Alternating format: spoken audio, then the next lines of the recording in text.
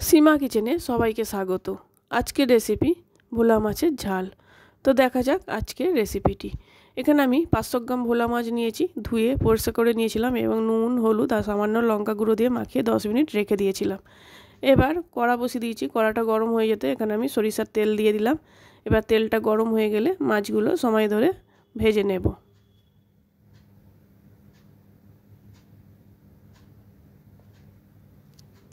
মাছগুলো সময় ধরে দু পিটি লাল লাল করে ভেজে নিতে হবে।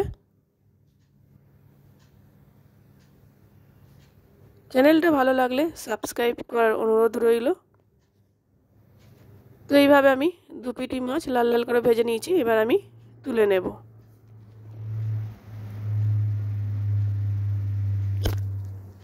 ওই তেলের মধ্যে বাকি মাছগুলো ভেজে নেব। তো আমি বাকি মাছগুলো ভেজে নিয়েছি। এবার কড়াই একটু তেল ছিল, ওখানে আরও 2 চামচ আমি তেল দিয়ে দিয়েছিলাম। এবারে দিয়ে এখানে দুটো বড় সাইজের পেঁয়াজ কুচিয়ে রেখেছিলাম, সেটাও দিয়ে 1 মিনিট ভেজে নেব। 1 মিনিট ভেজে নেওয়ার পর এখানে আমি সরু সরু করে আলু কুচিয়ে রেখেছিলাম একটা, আলুটাও দিয়ে আবারও একটু ভেজে নেব। ভেজে নেওয়ার পর এখানে আমি একটা টমেটো কুচিয়ে রেখেছিলাম, টমেটোটা দিয়ে দেবো আর দেবো কিছু মশলা। পরিমাণ মতো লবণ, 1 চামচ হলুদ গুঁড়ো, 1 চামচ ঝাল লঙ্কার গুঁড়ো আর হাফ চামচের একটু কম জিরে গুঁড়ো, ধনে গুঁড়ো আর দেব আদা রসুনের পেস্ট 2 চামচ আর সামান্য একটু জল দিয়ে মশলাটা ভালো করে কষিয়ে নেব, যাতে মশলার কাঁচা গন্ধটা চলে যায়।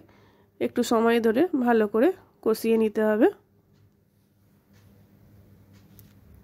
এইভাবে ভোলা মাছের ঝাল বাড়িতে করবেন, খেতে কিন্তু দারুণ হয়, গরম ভাতের সঙ্গে কিন্তু খুব ভালোই লাগে।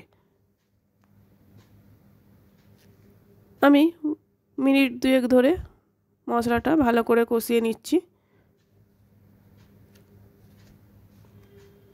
তোমার মশলাটা প্রায় কষানো হয়ে গেছে।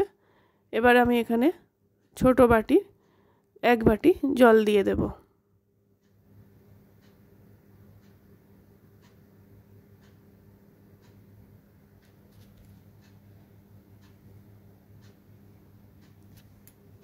জলটা দিয়ে একটু ভালো করে নেড়েচেড়ে দেব আর ঝোলটা এখানে একটু ফুটতে দেব।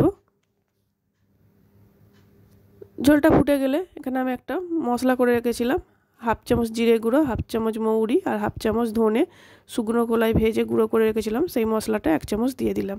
এই মশলাটা দিলে গন্ধটা খুব ভালো আসে, সেই জন্য দিলাম। এবারে ভেজে রাখা মাছগুলো দিয়ে দেব, দিয়ে একটু ভালো করে ফুটতে দেব। মিনিট 2 হতে দেবো, তাহলে আমার আলুগুলো সেদ্ধ হয়ে যাবে আর মাছগুলো ভেতরে ঝাল মশলা একদম ঢুকে যাবে। তোমার ভোলা মাছ একদম রেডি। দেখো কত সুন্দর হয়েছে, একটাও কিন্তু ভাঙেনি, সবকটাই গোটা গোটা আছে। এইভাবে অবশ্যই বাড়িতে ট্রাই করবেন। সব শেষে আমি ওপর দিয়ে একটু ধনেপাতা কুচি ছড়িয়ে দেব। আজকের ভিডিও এই পর্যন্তই, আবারও চলে আসবো নতুন কোনো রেসিপি নিয়ে।